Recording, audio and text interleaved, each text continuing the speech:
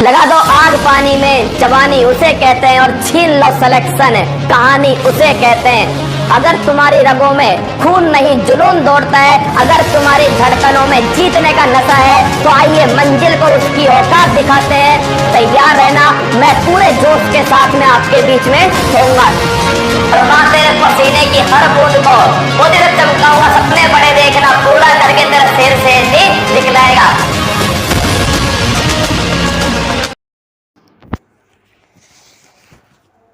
Hello दोस्तों, good morning. मैं विनय भगत स्वागत करता हूँ आपकी वीबी क्लासेस में। लग चुकी है तलब मंजिल की, अब खुद को आग में झोंकना होगा। ये ठोकरें कहती हैं मारा जाएगा, हौसला कहता है देख लेंगे। 19 मार्च 2025 दैनिक समसामयिक की सभी प्रतियोगी परीक्षाओं के लिए अति महत्वपूर्ण क्वेश्चन। आज हम देखेंगे 19 मार्च 2025 के महत्वपूर्ण क्वेश्चन। आज के सभी क्वेश्चन एग्जामों के लिए महत्वपूर्ण हैं। माँ तेरे पसीने की बूंद को मोती से चमकाऊंगा, माँ तेरे पसीने की बूंद को मोती से चमकाऊंगा, सपने बड़े देखना, पूरा करके तेरा शेर नहीं दिखलाएगा। 19 मार्च 2025 दैनिक समसामयिक की सभी प्रतियोगी परीक्षाओं के लिए अति महत्वपूर्ण क्वेश्चन। देखिए आज का पहला क्वेश्चन।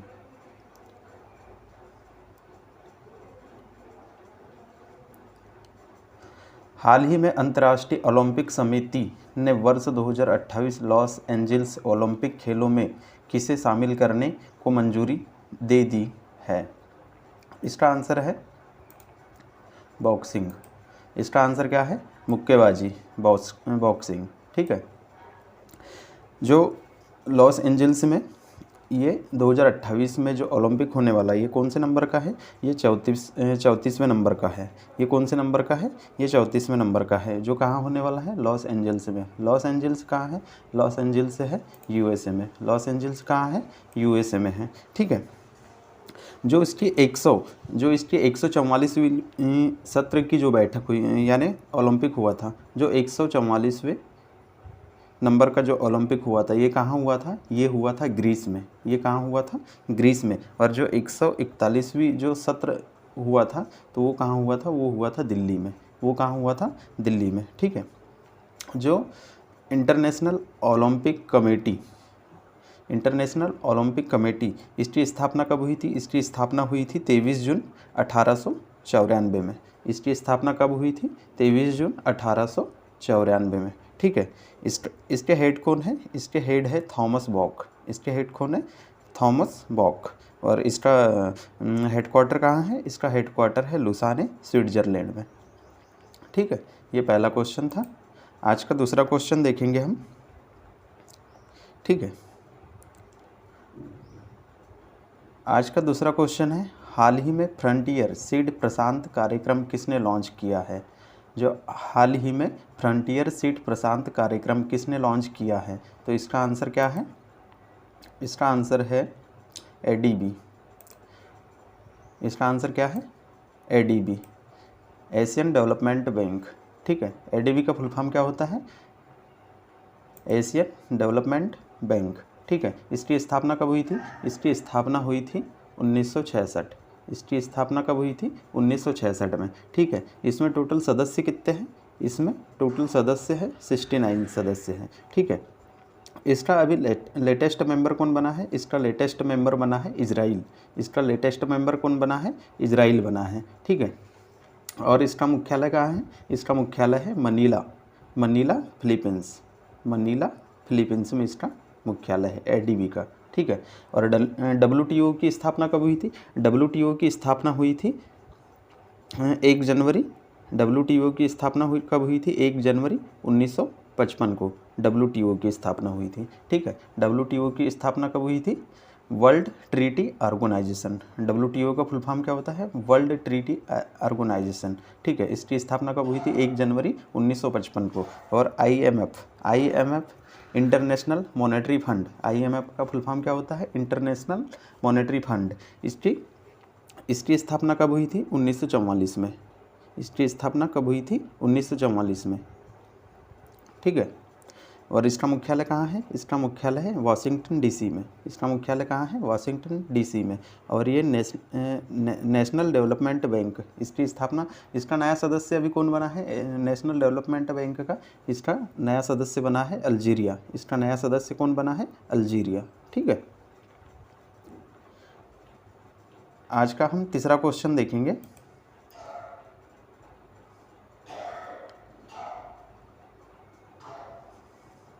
हाल ही में नॉर्वे के वर्ष 2025 में होलबर्ग पुरस्कार के लिए किसे चुना गया है? जो हाल ही में नॉर्वे के वर्ष 2025 के होलबर्ग पुरस्कार के लिए किसे चुना गया है? तो इसका आंसर क्या है?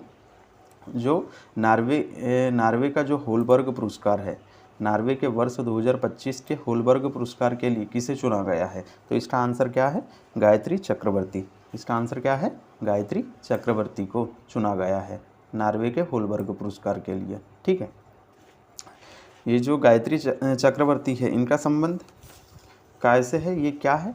ये है सिद्धांतकार और साहित्य से संबंधित है। इनको किस लिए पुरस्कार मिला है? ये वाला, ये क्या है? सिद्धांतकार है और साहित्यकार है। ठीक है, आज का चौथा क्वेश्चन देखेंगे हम। हाल ही में इसरो के अध्यक्ष वी नारायण ने Shri S Ramakrishnan thermal research centre का शुभारंभ कहाँ किया है?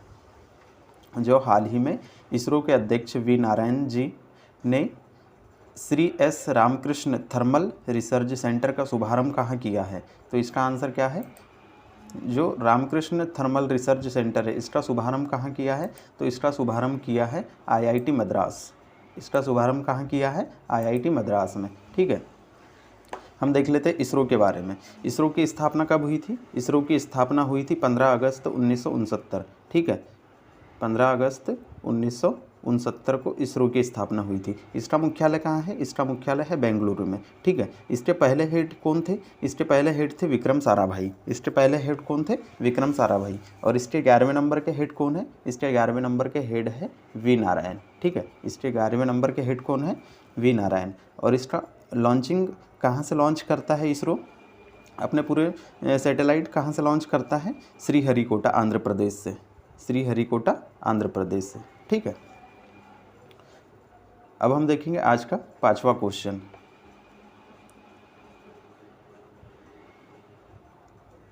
हाल ही में पहली बार एशिया के बाहर कबड्डी विश्व कप 2025 कहाँ प्रारंभ हुआ है? हाल ही में पहली बार, ये पहली बार हुआ है जो एशिया के बाहर विश्व कप हुआ है। जो हाल ही में पहली बार एशिया के बाहर विश्व कप 2025 का प्रारंभ कहाँ हुआ है? तो इसका आंसर क्या है? इंग्लैंड। ये पहली बार हुआ है जो एशिया के बाहर हुआ है। पहली बार हुआ है जो एशिया के बाहर हुआ है। ठीक है, जो कबड्डी विश्व कप है, इसका होस्ट कौन है? इसका होस्ट कौन है 2025 का? तो इसका होस्ट क्या कौन है? इंग्लैंड है। ठीक है, एशिया के बाहर पहली बार होने जा रहा है। ठीक है, जो 2019 का जो वर्ल्ड कप हुआ था, जो कबड्डी का विश्व कप हुआ था, इसका होस्ट कौन था? इसका होस्ट था मलेशिया। इसका होस्ट कौन था? इसका होस्ट था मलेशिया। ठीक है, इसमें मेल और फीमेल दोनों में विजेता हमारा भारत हुआ था। मेल और फीमेल दोनों में विजेता कौन हुआ था? हमारा भारत हुआ था। और कबड्डी में खिलाड़ियों की संख्या कितनी होती है? कबड्डी में खिलाड़ी की संख्या कितनी होती है? इसमें खिलाड़ी की संख्या होती है 7। ठीक है, कौन सा देश है जिसका नेशनल गेम कबड्डी है? ठीक है, तो वो देश कौन सा है? बांग्लादेश। ठीक है, वो देश कौन सा है? बांग्लादेश है, जिसका नेशनल गेम कौन सा है? कबड्डी है। ठीक है, आज का हम छठवां क्वेश्चन देखेंगे। हाल ही में स्वरोजगार को बढ़ावा देने के लिए राजीव युवा विकासम योजना किसने प्रारंभ की है? नाम से ही पता चल रहा है किसकी योजना है? कांग्रेस की योजना है, राजीव युवा विकासम योजना। तो आपको पता होगा कि कांग्रेस की अभी सरकार कौन से राज्य में है? कांग्रेस की सरकार अभी कौन से राज्य में है? तेलंगाना में है। ठीक है, तो ये योजना कहाँ की है? ये योजना है तेलंगाना की। ठीक है, तेलंगाना के सीएम कौन है? रेवंत रेड्डी साहब। तेलंगाना के सीएम कौन है? रेवंत रेड्डी। ठीक है, जो स्वरोजगार को बढ़ावा देने के लिए यह योजना लॉन्च हुई है, राजीव युवा विकासम योजना। किस स्टेट में?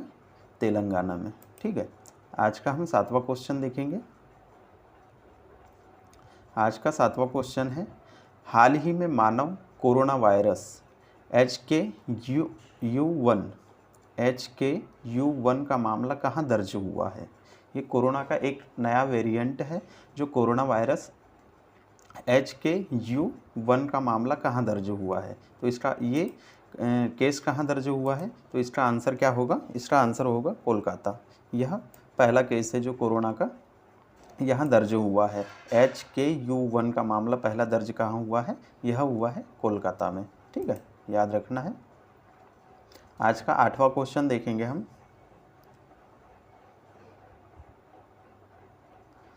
हाल ही में छत्रपति शिवाजी महाराज को समर्पित पहले मंदिर का उद्घाटन कहाँ हुआ है? हाल ही में छत्रपति शिवाजी महाराज को समर्पित पहले मंदिर का उद्घाटन कहाँ हुआ है? छत्रपति महाराज का जो पहला मंदिर का उद्घाटन कहाँ हुआ है ये पूछ रहा है। तो इसका उद्घाटन कहाँ हुआ है? इसका उद्घाटन हुआ है महाराष्ट्र में।